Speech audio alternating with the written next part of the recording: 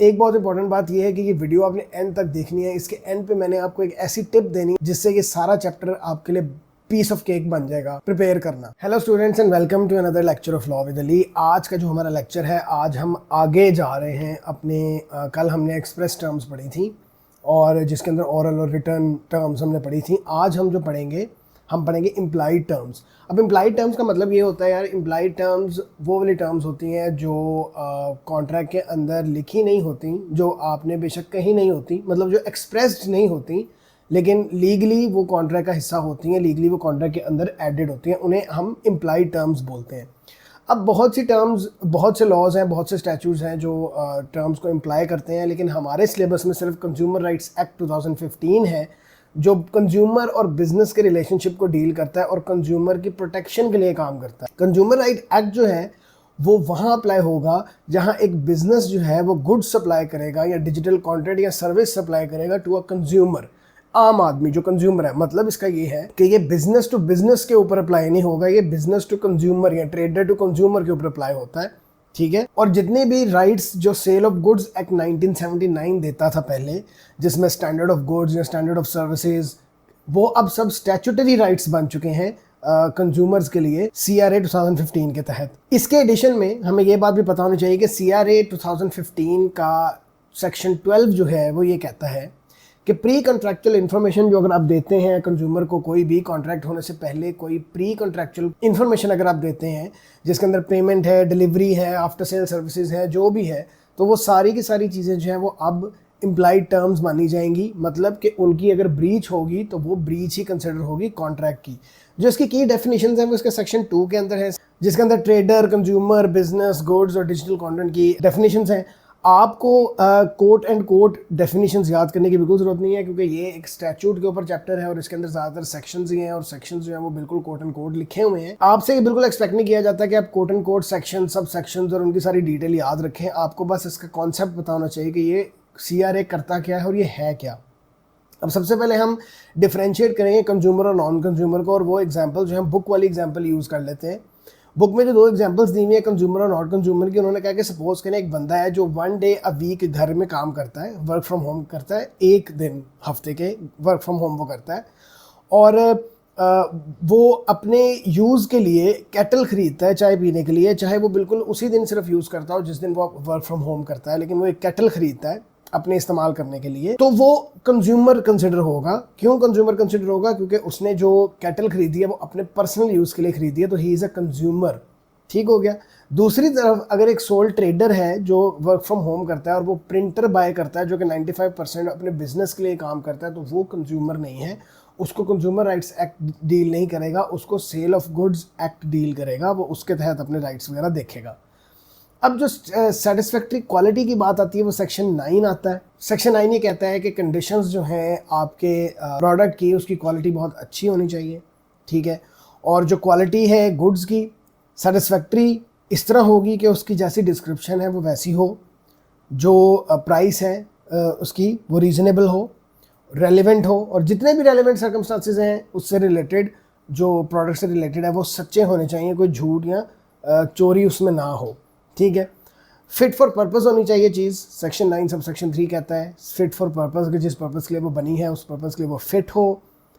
उसकी अपीयरेंस और फिनिश बिल्कुल ठीक होनी चाहिए, उसको फ्रीडम होना चाहिए माइनर डिफेक्ट से, उसके अंदर सेफ्टी, ड्यूरेबिलिटी, ये सारा कुछ होना बहुत ज़रूरी है। Grant versus Australian knitting mills limited 1936 का केस है। अब आप कहोगे कि CRA तो 2015 है और ये केस 1936 का कैसे है? तो टेक्निकली स्पीकिंग CRA से पहले sale of goods act deal करता था, ऑलमोस्ट सेम ही है सारी टर्म्स एंड कंडीशंस वगैरह, तो ये वाले केसेस आप एज एग्जांपल्स यूज़ कर सकते हैं।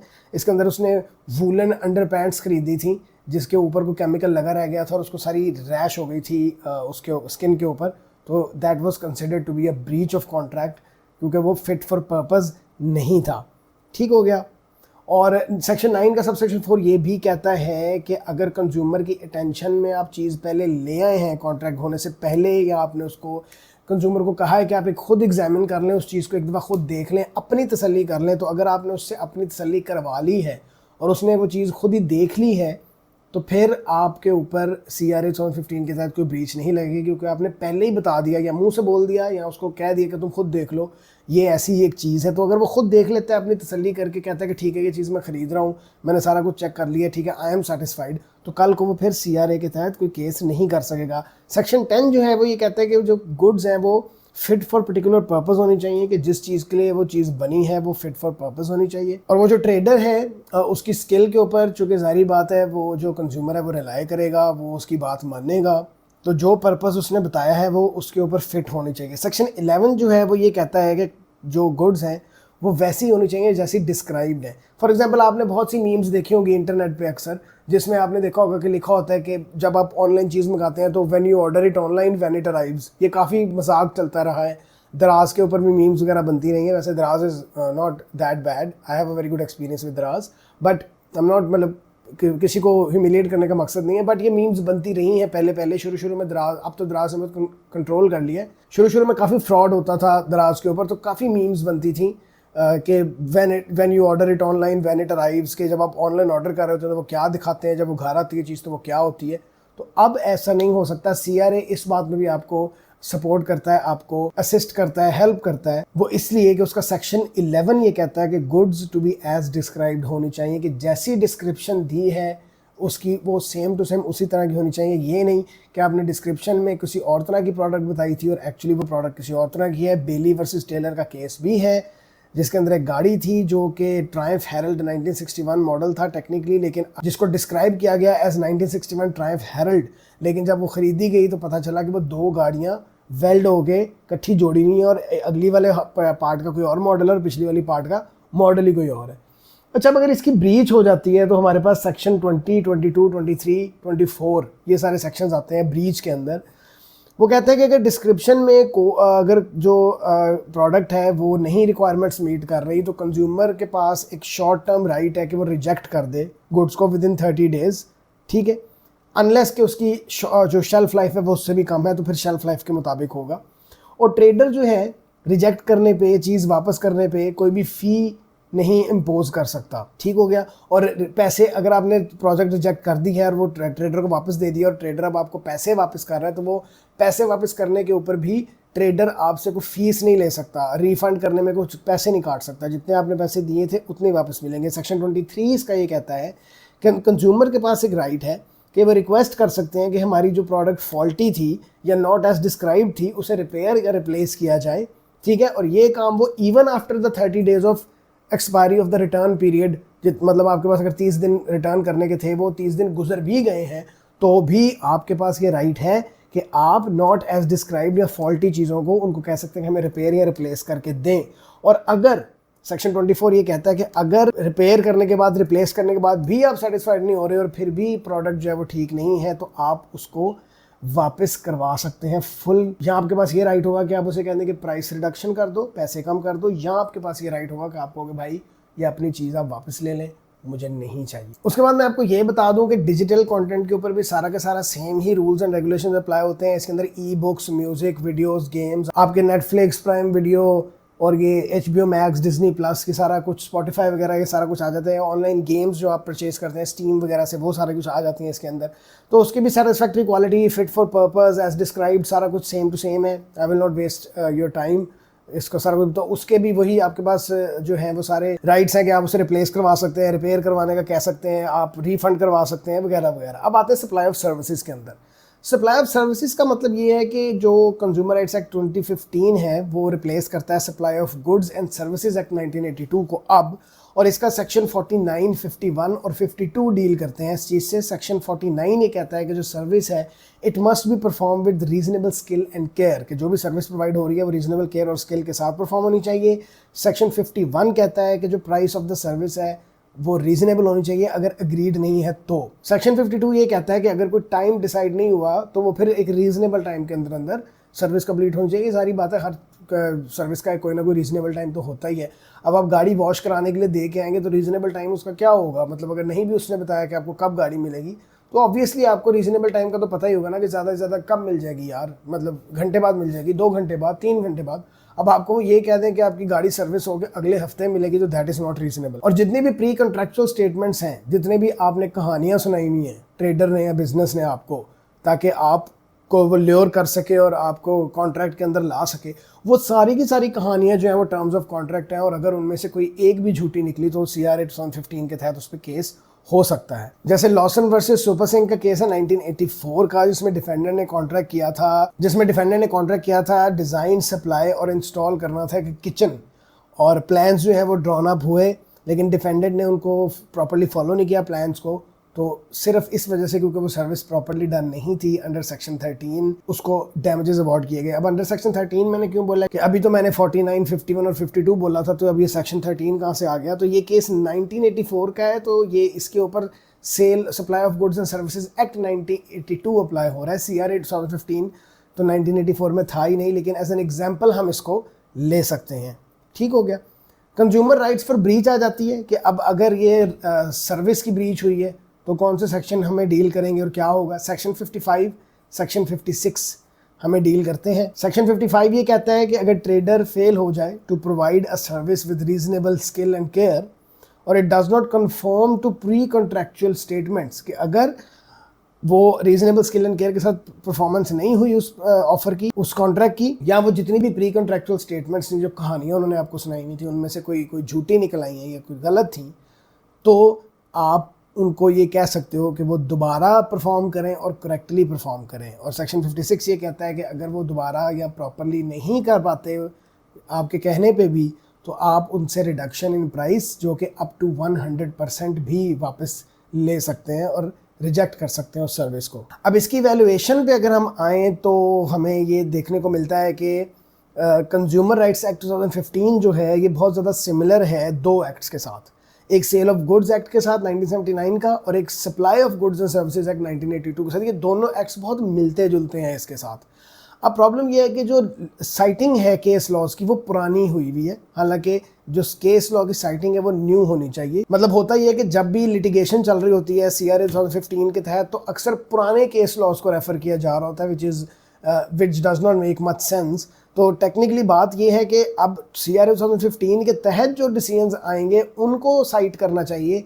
ये नहीं कि हम जो लिटिगेशन हो रही है, जो केस लड़ा जा रहा है वो CRA 2015 के तहत लड़ा जा रहा है, लेकिन उसके अंदर जो साइटेशंस हम डाल रहे हैं, जो प्रेसिडेंट्स हम कोर्ट को दे रहे हैं, वो कोई सेल ऑफ गुड्स एक्ट के तहत जो है डिसाइड हुआ हुआ है, कोई supply of goods act and services के तहत हुआ हुआ है। तो ये बहुत एक कन्फ्यूजिंग सी चीज़ बन जाती है।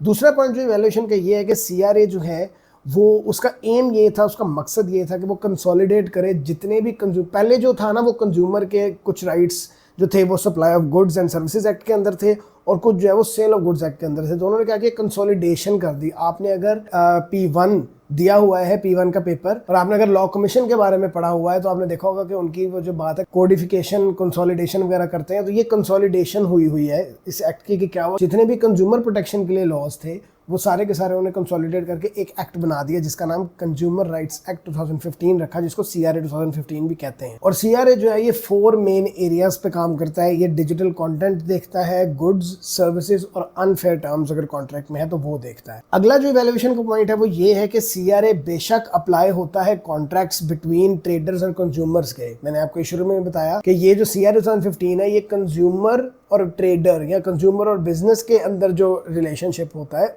लेन देन का, ये उसको डील करता है और ये कंज्यूमर को प्रोटेक्ट करता है। लेकिन बिजनेसेस जो है वो इसको बिल्कुल इग्नोर नहीं कर सकते, क्योंकि at the end of the day जो बिजनेसेस हैं वो भी काम तो कंज्यूमर के लिए ही कर रहे हैं। जो भी वो बना रहे हैं, जो भी कर रहे हैं, at the end of the day जाना तो वो कंज्यूमर के पास ही है।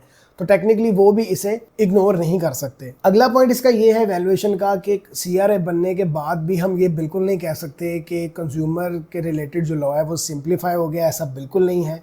कंज्यूमर से रिलेटेड लॉ अभी भी काफ़ी कॉम्प्लेक्स है, क्योंकि काफ़ी प्रोविजंस अभी भी सेल ऑफ गुड्स एक्ट 1979 के अंदर हैं, जिसके अंदर कंज्यूमर के कैंसिलेशन राइट्स हैं, डिस्टेंस कॉन्ट्रैक्ट्स के राइट्स हैं। उसके अलावा consumer contracts information cancellation and additional charges regulation 2013 भी एग्जिस्ट करती है, कंज्यूमर लॉ रेगुलेशन 2013 भी एग्जिस्ट करती है। तो अगर हम ये कहें कि कंज्यूमर राइट एक्ट 2005 ने लॉ को बहुत सिंप्लीफाई कर दिया है या इजी कर दिया, तो it's not a good statement. अभी भी कंज्यूमर राइट्स का लॉ काफ़ी ज़्यादा कॉम्प्लेक्स है। अब जो शुरू में मैंने बात की थी कि मैं आपको एंड पे एक ऐसी बात बताऊंगा कि ये चैप्टर आपके लिए मैं पीस ऑफ केक बना दूंगा, मैं उसकी थोड़ी सी आपको बात बता दूँ कि ये वाला चैप्टर में आपने देखा होगा सेक्शन सेक्शन सेक्शन सेक्शन, तो आप स्टूडेंट सोचते होंगे कि यार इतने सेक्शंस वाला चैप्टर किस तरह तैयार करेंगे, मतलब क्या इसका कैसे प्रिपेयर करेंगे, तो आपको इसके बारे में ना घबराने की बिल्कुल ज़रूरत नहीं है। आपने इसको ऐसा काउंटिंग लेना है, ठीक है। मैं स्क्रीन पे भी लिखा आ जाएगा, बेशक आप उसका स्क्रीनशॉट ले लीजिएगा। सबसे पहले CRA 115 की इंट्रोडक्शन दे के आपने ये बता देना कि सेक्शन 2 के अंदर इसकी मेन डेफिनेशन है बस। उसके बाद जब आपने गुड्स पे आना है ना, तो देखें काउंटिंग है सेक्शन 9, सेक्शन 10 और सेक्शन 11। 9 क्वालिटी वाला, 10 फिट फॉर पर्टिकुलर पर्पस वाला और 11 एज डिस्क्राइब्ड वाला। ये 9, 10, 11 ये काउंटिंग हो गई। उसकी ब्रीच है 22, 23, 24।